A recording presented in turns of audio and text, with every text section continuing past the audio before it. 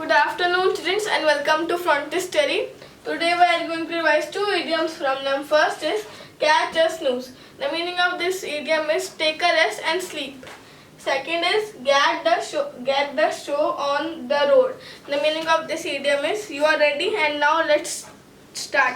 Now request sir to start the class. Thank you. Hello dear friends and students, आज आपके समक्ष मैं कुछ इडियम्स लेकर उपस्थित हूँ और मैं इनको एक्सप्लेन करूँगा। देखिए, सबसे पहला है क्वांटम जंप, और क्वांटम जंप भी बोल देते हैं, क्वांटम लीप भी बोल देते हैं। जब किसी चीज़ में इंक्रीज हो, नोटिसेबल हो, सडन हो और एक तरह से सिग्निफिकेंट हो, तो हम बोलते हैं क्वांटम जंप हो गया। जैसे अचानक किसी की तनख्वाह ज़्यादा बढ़ गई हो, मनरेगा की मजदूरी जब 30-40% बढ़ गई हो, या कोई जो है किसी का भाव बहुत ज़्यादा बढ़ गया हो, या कोई चीज़ जो है एकदम से इतना सबके नोटिस में आ गया कि बहुत ज़्यादा भाव, कैसे मान लो बिल्डिंग मटेरियल का रेट्स बढ़ गई हो, तो क्वांटम जंप होने का मतलब है सडन हुआ है, बहुत ज़्यादा हुआ है और सबके नज़रों में आने वाला चेंज हुआ हो, तो हम उसको बोलते हैं क्वांटम जंप। ये कहाँ से आया है? असल में ये फिजिक्स की टर्मिनोलॉजी से आया है, जिसमें कि इलेक्ट्रॉन्स जो है वो एनर्जी लेकर के एक हायर ऑर्बिट में जाते हैं तो उनको बहुत एक्स्ट्रा एनर्जी चाहिए, और जब वो लोअर ऑर्बिट में आते हैं तो एनर्जी को वो डिस्चार्ज करते हैं, जिससे कि वर्क होता है। तो कहने का मतलब है कि एनर्जी या तो क्वांटम के रूप में ली जाती है और दी जाती है, यानी एनर्जी के क्वांटाज होते हैं। जिस प्रकार से बिल्कुल क्रिस्टल क्लियर होते हैं चीज़ें, ऐसे लिक्विड नहीं होती है, इसी तरह से क्वांटम्स होते हैं एनर्जी का, तो वो क्वांटम जंप होता है। तो यानी सिग्निफिकेंट, सडन और नोटिसेबल, तो उसको हम बोलते हैं क्वांटम जंप। नेक्स्ट है कन्वेंशनल विजडम। ये कन्वेंशनल विजडम जो इडियम के रूप में जो यूज किया था, वो सबसे पहले जॉन केनिथ गालब्रेथ ने जो अपनी बुक लिखी थी एफ्लुएंट सोसाइटी 1958 में, तो देख लीजिए, इसका भी आप याद कर लीजिए कि एफ्लुएंट सोसाइटी के जो राइटर हैं वो जॉन केनिथ गालब्रेथ थे 1958 में लिखे थे। उन्होंने यूज किया था कि कन्वेंशनल विजडम जो है लोगों के दिल दिमाग पर छाई रहती है, जो जैसा वो करते आए हैं वो उसी को ही करता जाना रहता है, उनकी वो आदत हो गई है। उनको यदि वो नया आइडिया कोई आप दो तो उसको वो सस्पिशन रखते हैं और उसको अडॉप्ट करने में थोड़ा डाउट रखते हैं, आसानी से उनको वो उन पर अडॉप्ट नहीं कराया जा सकता है। यानी कन्वेंशनल विजडम से ही वो कंफर्टेबल है, चाहे कन्वेंशनल विजडम के रिजल्ट्स हैं वो ट्रू हो चाहे फॉल्स हो।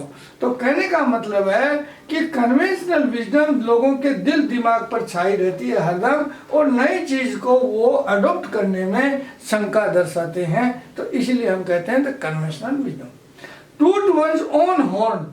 अब टूट वंस ओन हॉर्न का मतलब यह है कि अभी भी होता है, पुराने टाइम में भी होता था, मिडाइवल टाइम में भी होता था कि जब भी कोई वीआईपी सेलिब्रिटी जो है गांव में अपने राज्य में एंट्री करते थे तो हॉर्न बजाए जाते थे, शंख बजाए जाते थे, या कोई ट्रम्पेट बजाया जाता था कि सभी दुनिया को पता हो कि सेलिब्रिटी गांव में पधार रहे हैं।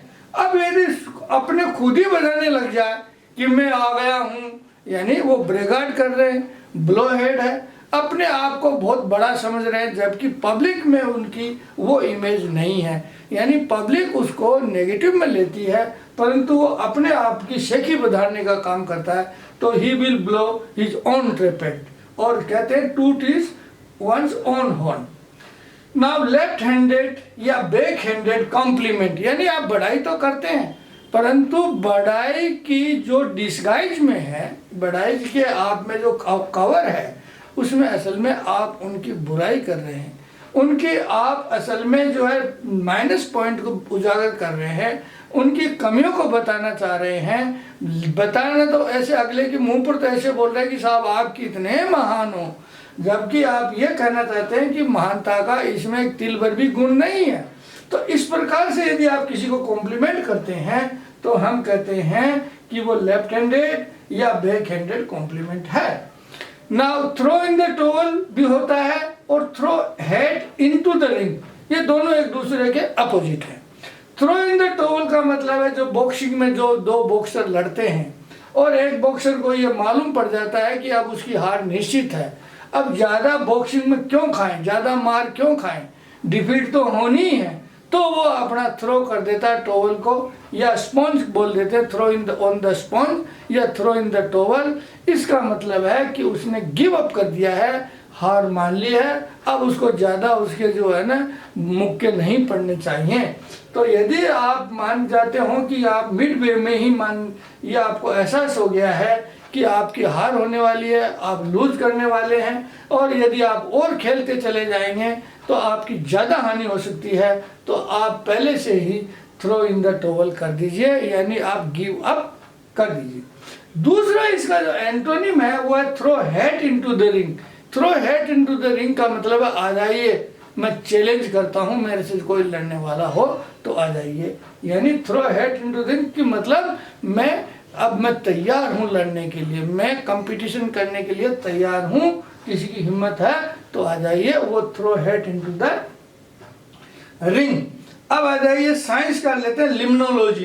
देखो लिम्नोलॉजी एक इकोलॉजी की साइंस है, जिसमें हम जो है टेरिस्टेरियल वाटर्स हैं, जो सतह भूमि की सतह पर जितने भी वाटर्स हैं, फ्रेश वाटर्स हो, चाहे मेराइन वाटर्स हो, लेक्स हो, पॉन्ड्स हो, या कोई भी वाटर है, वाटर बॉडीज हैं, उनका यदि हम इकोलॉजिकली स्टडी करते हैं, फिजिकल, बायोलॉजिकल, केमिकल, और उनका बेसिन का, उनका एक्वाटिक उसमें जो लाइफ है उनका संपूर्ण रूप से यदि हम इकोलॉजिकल स्टडी करते हैं, जो टेरिस्टेरियल वाटर्स है, फ्रेश हो चाहे सैलाइन हो, एक्सेप्ट द ओशन और सी वाटर्स, तो उस साइंस को, उस इकोलॉजी को हम इकोलॉजी कहते हैं, लिम्नोलॉजी कहते हैं।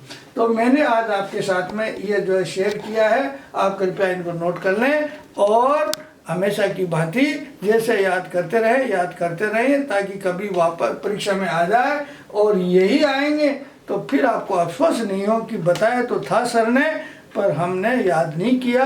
तो उसकी दवाई अभी से लेना आरंभ कर दें ताकि याद हमेशा रहे। आज के लिए इतना ही।